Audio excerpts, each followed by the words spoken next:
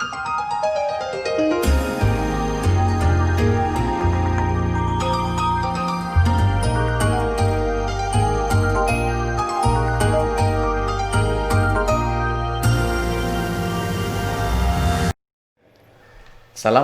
warahmatullahi wabarakatuh. Halo anak-anak, berjumpa lagi dengan M8 Podcast sesi kelima. Nah, pada kesempatan kali ini saya, Pak Akbar, akan mengobrol dengan kesiswaan kita, yaitu Pak Yudi Kusmianto. Nah, Pak Akbar nanti akan ngobrol mengenai apa saja kegiatan yang dirancang oleh kesiswaan kita dalam masa pandemi ini, ya. Nah, jadi kita lihat saya bersama Pak Yudi di samping. Nah, halo Pak Yudi, apa kabar? Baik, alhamdulillah. Baik Pak Yudi, kita sekarang di masa pandemi ini mengenal ya, dan melalui berita-berita itu anak-anak seringkali terdengar bosan ya dengan pandemi ini, ingin dia datang ke sekolah untuk belajar lagi, berjumpa dengan teman-teman ya, bersama guru ya. Nah, hal itu mungkin nanti Pak Yudi ada resep atau cara bagaimana menghilangkan kebosanan tersebut ya. Salah satunya dengan kegiatan-kegiatan apa saja ya yang mungkin di Sekolah Muhammadiyah 8 Batu ini yang sudah dilakukan oleh kesiswaan. Monggo Pak Yudi. Oke, terima kasih Pak Akbar ya, guru seni budaya kita ya. Jadi sebenarnya anak-anak ini untuk mengantisipasi bosannya itu sudah berbagai cara. Kalau dari segi anak-anak sendiri, yang pertama mungkin mereka main TikTok ya. Itu yang pertama ini seperti itu. Jadi ini saya kira semuanya sudah tahu. Ini aplikasi TikTok ini yang paling populer sekarang ya, seperti itu. Dan berikutnya macam-macam, misalkan bisa jadi mereka juga sekarang menjadi kaum rebahan ya. Jadi mulai pagi sampai sore malam itu bisa jadi cuma rebahan aja ya, kaum sekarang itu ya. Jadi secara kreativitas, aktivitas mungkin sedikit berkurang. Nah, makanya sekolah dalam hal ini ya, kami di sekolah itu mensikapinya kadang ada saja kegiatan yang kami lakukan ya. Jadi misalkan kemarin lomba untuk Agustusan itu kami sediakan sampai 12 lomba ya, sampai 12 lomba kami sediakan. Tentunya semuanya berbasis di rumah ya, baik itu online maupun kegiatan aktivitas di rumah. Yang online bisa jadi mereka membuat poster atau mereka membuat video profil seperti itu ya. Yang kegiatan biar mereka berkeringat ya, anak-anak sekarang itu kan malas sekali untuk berkeringat ya. Itu kami ada kegiatan senam ya, senamnya dilakukan di rumah seperti itu ya. Itu beberapa kemarin ya. Jadi di guru-guru sendiri sebenarnya kami masih ke sekolah untuk beraktivitas ya, dengan piket ya, bahkan olahraga itu rutin. Kami rutin HES seperti itu ya, tiap Sabtu ya, meskipun tidak semua guru ya. HES itu juga kami sering ke jalur-jalur gunung seperti itu ya. Dan memang tidak semua guru kuat ya, banyak yang guru tidak kuat juga, termasuk mungkin Pak Akbar pernah ikut dan tidak kuat juga ya. Oh, iya. Ya, jadi perlu disampaikan kepada anak-anak bahwa aktivitas otak yang jenuh itu harus ditambahkan dengan aktivitas keringat. Itu biar tidak jenuh, otaknya biar tidak jenuh. Kalau zaman saya dulu itu saya sering dimarahi kalau tidak pulang-pulang, maghrib tidak pulang-pulang itu sering dimarahi. Ya sekarang bisa jadi kebalikannya. Sekarang malah disuruh keluar, nyari teman suruh keluar itu, karena seringnya di dalam kamar. Ini kan rata-rata seperti itu. Anak sekarang itu bangun pagi cari HP-nya, setelah itu ya di dalam kamar ya.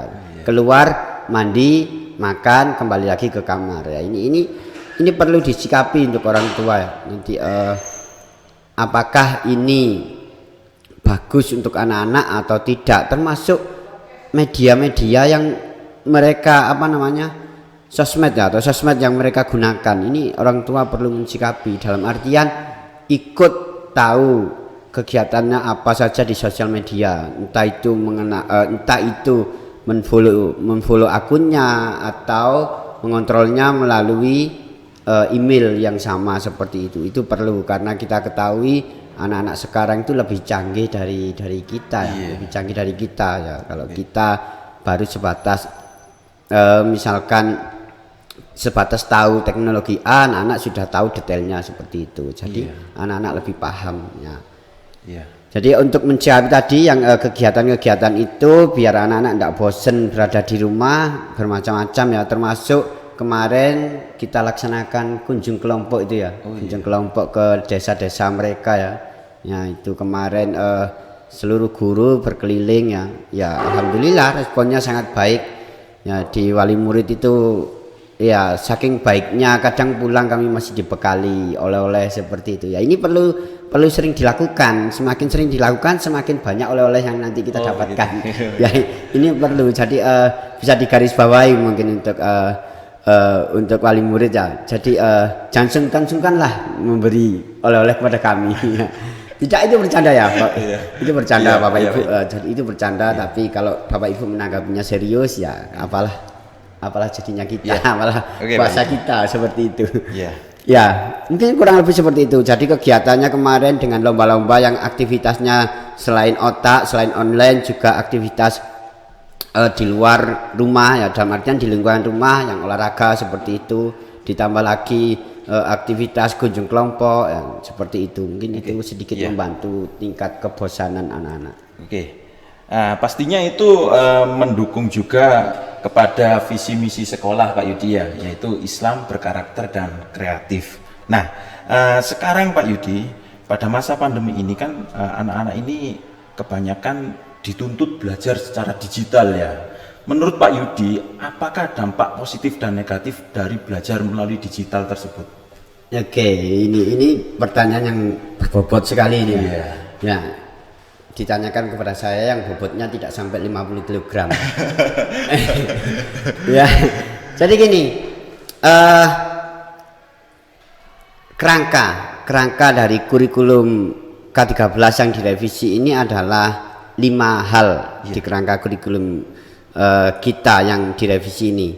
Yang pertama ada karakter, itu harus ada, itu PPK ya. Jadi program pendidikan karakter ya. Ketika Bapak Ibu membuat RPP, 5 hal ini harus ada. Jadi yang pertama adalah PPK, program pendidikan karakter, itu harus ada, baik itu integritas, kejujuran dan lain-lain. Itu yang pertama.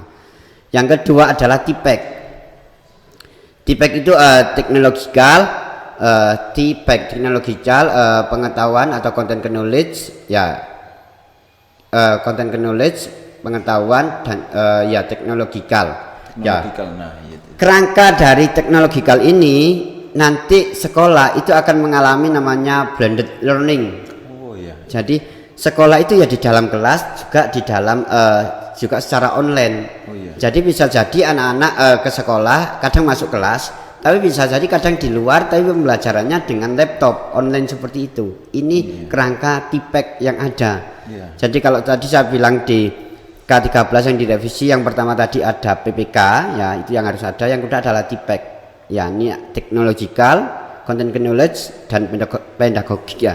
Itu harus ada. Teknologikal inilah siswa harus paham teknologi, karena pembelajaran nanti akan bersifat 2 hal, yaitu secara konvensional di dalam kelas dan juga secara online. Inilah yang dimaksud dengan TIPEK. Itu 2. Yang ketiga adalah pembelajaran harus berbasis 4C. Jadi ada kolaboratif, creativity ya, communication ya, komunikasi, dan satu lagi adalah critical thinking.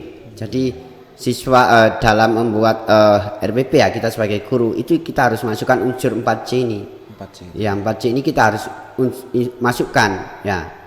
Berikutnya yang keempat, tadi saya bilang 5 ya, tadi sudah 3. Yang pertama tadi PPK, karakter ya, yang kedua TIPEK ya, teknologikal, dan yang ketiga tadi apa namanya tadi ya, 4C ya.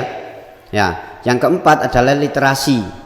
Ya, ini juga wajib diikutkan, karena apa namanya budaya baca kita itu kan lemah. Iya. Mungkin kalau kita dapat apapun ya, kadang minum obat itu bahkan tanpa baca resep, baca instruksinya dulu kan. Padahal itu penting ya Pak. Ya itu padahal penting, membaca itu penting ya. Iya.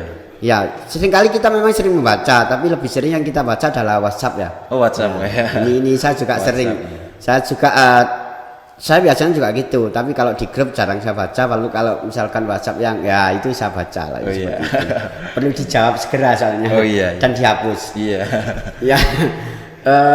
Dan yang terakhir selain literasi, tadi saya bilang 5 unsur yang harus ada di apa namanya K13 revisi. Yang terakhir adalah HOTS, high order thinking. Ya, high order thinking skill, HOTS ya. HOTS. HOTS.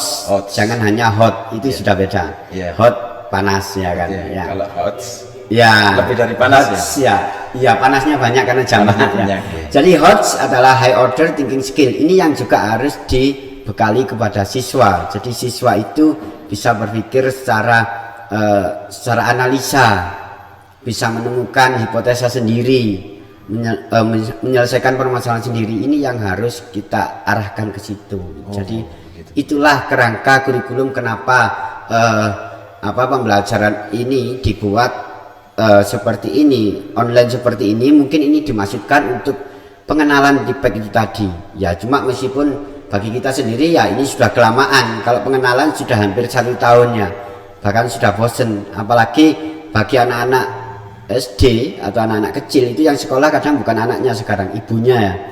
Jadi ibu bapaknya sekarang yang mengerjakan tugasnya. Kalau plus minusnya ya, plusnya tadi anak-anak akan belajar apa namanya teknologi tadi ya. Minusnya saya kira kalau karena ini terlalu lama, minusnya itu tadi tingkat kebosanan yang tinggi. Yang akhirnya muncul Pak. Ya itu kan pengaruh paling dominan adalah secara psikologinya ya, secara psikologi anak-anak itu pengaruh. Jadi namanya anak-anak itu kan paling senang ketemu dengan teman-temannya ya kan. Iya itu tentunya ya, sama seperti kita kan senang kalau ketemu teman-teman ya. Ngopi ya kan ya, membahas hal-hal yang berkaitan dengan pendidikan. Iya, pendidikan gitu, ya kadang yang melenceng dikit sih, tapi tetap arahnya nanti pasti ke pendidikan juga ya. Itu kan penting juga. Jadi itu bagian dari silaturahmi. Silaturahmi itu kan juga apa namanya mempermudah rezeki kita ya, membuka jalan rezeki kita. Selain tadi ya enteng jodoh juga ya kan. Jodoh ya, Pak. Ya sering bersilaturahmi ya, jodohnya enteng ya, cuma jangan banyak-banyak ya.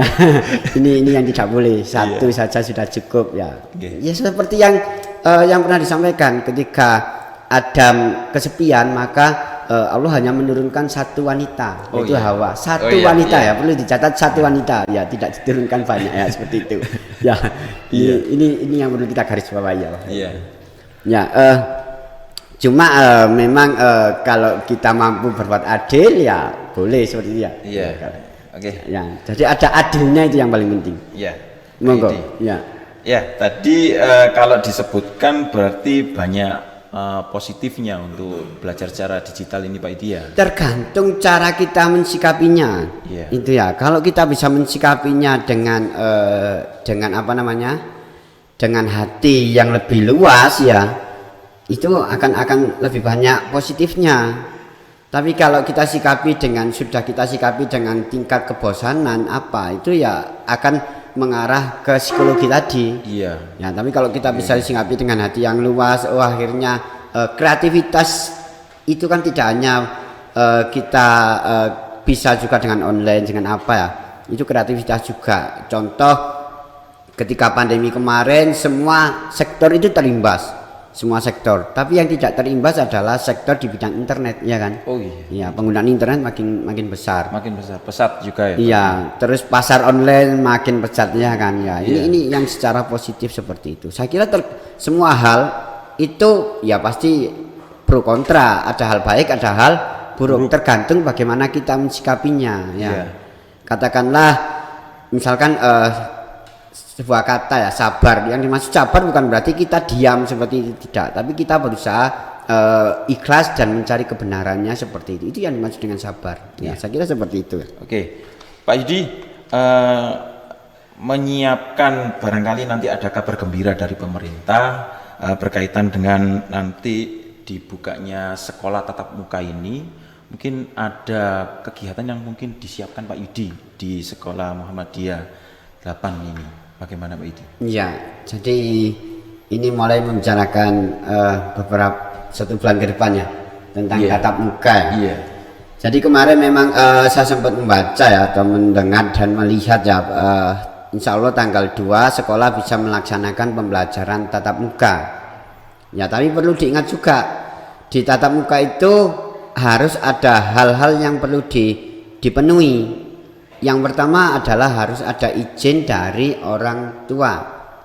Jadi orang tua mengizinkan putra-putrinya untuk sekolah secara tatap muka. Itu izin dari orang tua, termasuk persetujuan dari komite. Iya. Itu yang paling syarat pertama. Yang kedua tentunya juga ini diperbolehkan atau ada ketentuan dari Pemda setempat. Ya, dalam ini Kota Batu. Kalau Dinas Kota Batu juga kita sepakat untuk masuk, ya berarti kita masuk. Jadi karena kita di naungan Dinas Pendidikan Kota Batu gitu. Yang ketiga tidak kalah pentingnya adalah melaksanakan prokes ya, protokol kesehatan. Protokol kesehatan itu penting Pak Yudi ya. Itu yang paling penting. Jadi COVID-19 ini kan kecil, mematikan, tidak terlihat seperti itu ya. Jadi kita harus hati-hati. Ya, yang terpenting kita selalu menjaga diri, menjaga kesehatan, dan tak lupa paling penting itu berdoa. Itu saya kira kekuatan doa itu tidak bisa kita ukur itu.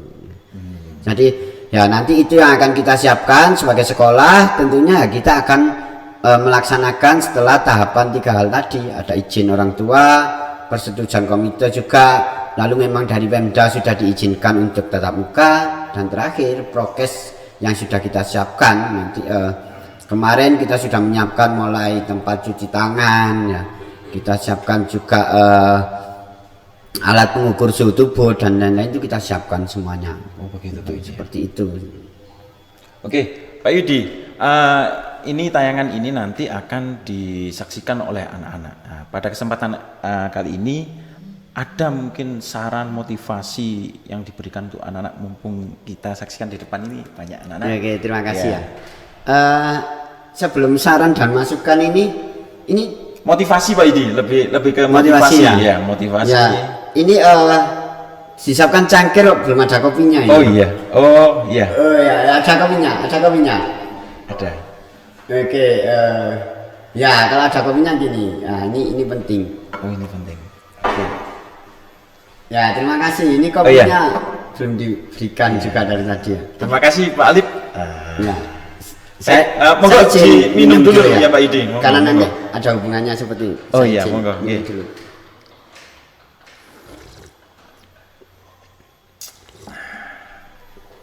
Nah, sejenak kita nikmati kopi dulu Pak Yudi. Oke. Nah, lanjut Pak Yudi. Terima kasih. Kenapa tadi saya minum kopi dulu ya? Iya. Jadi ada 2 hal. Yang pertama memang saya haus. Oh iya. Itu yang pertama. yang selanjutnya. Ya. Yang kedua? Yang kedua, inilah yang dimaksud dengan relaksasi. Oh relaksasi. Oh. Kadang orang itu menemukan kebahagiaannya sendiri bermacam-macam. Relaksasi. Ya. Jadi seperti contoh kita sering ke warung minum kopi, itu juga bagian dari relaksasi itu sendiri. Sederhana mungkin ya. Sederhana. Jadi hanya sekedar minum kopi itu sudah rileks kita. Ketika kita rileks, maka otak kita akan lebih santai, akan tidak tegang seperti itu. Oh iya. Jadi ini penting, kebahagiaan itu kita sendiri yang mencari ya. Jadi anak-anak pesan saya ya. Jadi antara hati kalian itu misalkan jenuh dan tidak, itu kalian sendiri yang menciptakannya. Ya, misalkan contoh seperti kami tadi, biar nggak jenuh ngobrol terus, minum sedikit kopi ya kan. Itu penting ya. Itu kita ciptakan sendiri ya. Kalau kalian ya biar tidak jenuh, ya kalian ciptakan sendiri. Kebahagiaan itu macam-macam ya. Ada orang yang dapat emas 1 gunung masih belum bahagia, tapi ada orang yang dapat 10.000 sudah bahagia. Itu bentuk kebahagiaan. Jadi ikhlas menerimanya ya. Kalau kalian ingin bahagia ya kalian ikhlas. Sementara belum bisa masuk sekolah ya ikhlas lah. ini kan demi kesehatan kita Kesehatan juga. kita juga. Tapi ya itu tadi cari kebahagiaan kalian sendiri. Ya, Cuma salah satunya- kebahagiaannya kalian imbangi. Ya seperti halnya tadi. Saya bahagia dengan minum sedikit kopi. Ya. Saya tidak mungkin bahagia kalau minum 1 jerigen kopi, ya kan ya. Itu berlebihan. Ya, sama halnya kalian mencari kebahagiaan. Kalian bahagia dengan melihat aplikasi TokTok ya, atau dengan rebahan. Tapi kalau terlalu sering juga, terlalu banyak juga, ya itu tidak baik, ya kan? Ya. Kopi ini kan juga tidak baik ya. Kopi ini sebenarnya tidak baik untuk mata. Yang baik untuk mulut. Oh iya. Iya kan ya. Kalau untuk mata benar. sakit ya. Benar, betul Pak Yudi, betul. Jadi maksud saya carilah kebahagiaan ya, tapi jangan terlalu berlebihan ya. Kebahagiaan kalian misalkan di dalam kamar, oke. Jadi silakan di dalam kamar, tapi jangan berlebihan. Namanya istirahat itu cuma sebentar. Karena di luar kita harus tahu ya, kondisinya kita Pak Yudi ya. itu Ada juga, informasi, ada. Ya, kita perlu aktivitas yang lain. Saya seperti ini ya sekarang ngopi ya. Ya setelah ini mungkin kebahagiaan lain akan diajak misalkan oleh Pak Akbar, nanti diajak kemana gitu, misalkan makan-makan, ke kepiting, cabreng, ya itu kan juga kebahagiaan kan. Nah jadi kebahagiaan kita sendiri yang buat. Tapi dengan ya itu tadi, nah tidak berlebihan dan kita ukur dengan kemampuan kita, itu paling penting ya. Jadi mengenai kalian bosan dan tidaknya itu tergantung kalian mensikapi hal tersebut. Ya, hal buruk kalau kalian sikapi dengan baik itu akan jadi baik juga. Ya, sebaliknya hal baik kalian sikapi dengan buruk ya akan jadi buruk. Ya, yang kuncinya itu tadi, hati yang lapang, ikhlas ya, kan bisa menerima banyak hal. Itu penting ya. Jadi hati yang luas, seluas samudra. Hati saya ini sangat luas sebenarnya ya.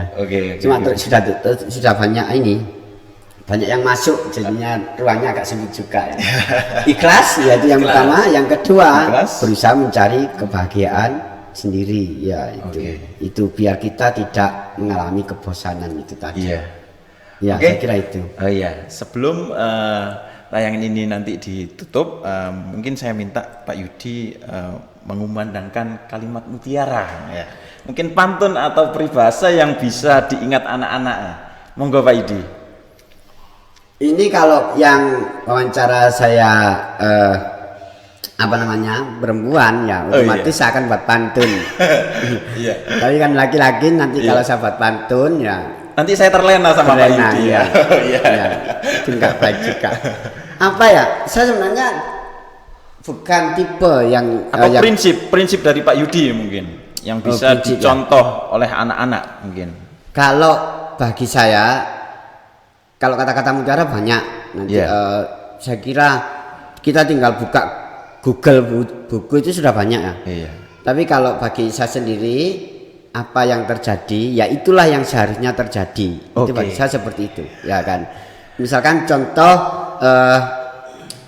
saya tiba-tiba berada di sini, itu sudah digariskan. Ya memang ini yang harus terjadi, bukan sebuah kebetulan. Jadi kita harus siap-siaga dengan jadi itu apa yang terjadi itu yang seharusnya terjadi.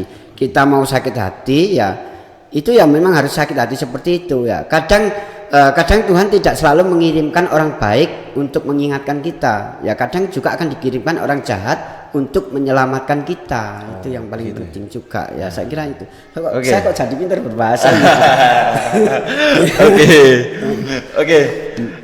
Terima kasih pada Pak Yudi selaku kesiswaan dari SMP Muhammadiyah Telapan Batu yang sudah memberikan penjelasan, motivasi, arahan di masa pandemi ini. Dan kalian anak-anak di rumah, pesan Pak Yudi tadi tetap menjaga protokol kesehatan ya, agar kalian bisa siap dengan kondisi yang terjadi. Oke, sekian dari saya Pak Akbar dan kesiswaan SMP Muhammadiyah 8 Kota Batu. Apabila ada kata yang salah kata atau kelebihan, mohon maaf yang sebesar-besarnya. Saya akhiri. Wassalamualaikum warahmatullahi wabarakatuh. Waalaikumsalam warahmatullahi wabarakatuh. Monggo kopinya Pak Yudi. Oh ya, terima kasih. Ya, terima kasih.